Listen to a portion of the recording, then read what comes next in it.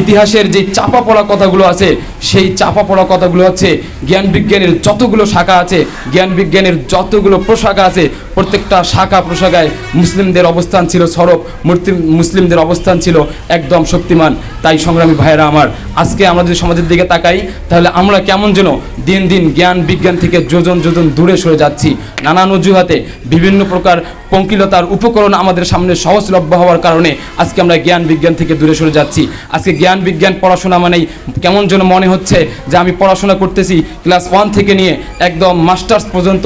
এই পুরো পড়াশোনাটার উদ্দেশ্যই থাকে আমি কিভাবে টাকা উপার্জন করব, আমি কিভাবে একটা ভালো গাড়ি করব, আমি কিভাবে একটা ভালো গাড়ি করব, আমি কিভাবে একজন সুন্দর নারীকে আমার বাড়ির মধ্যে নিয়ে আসব।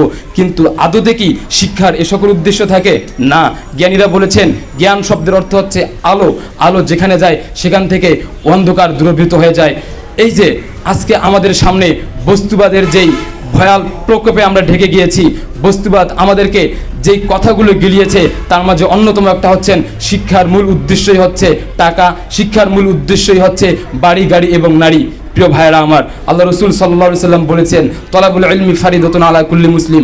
এরকম অনেকগুলো হাদিস এবং আয়াত দ্বারা এরা সুস্পষ্টভাবে প্রমাণিত হয় যে মুসলিমরা কিভাবে জ্ঞান বিজ্ঞানকে প্রায়োরিটি দিয়েছে, কিভাবে জ্ঞান বিজ্ঞানকে তারা গুরুত্ব দিয়েছে।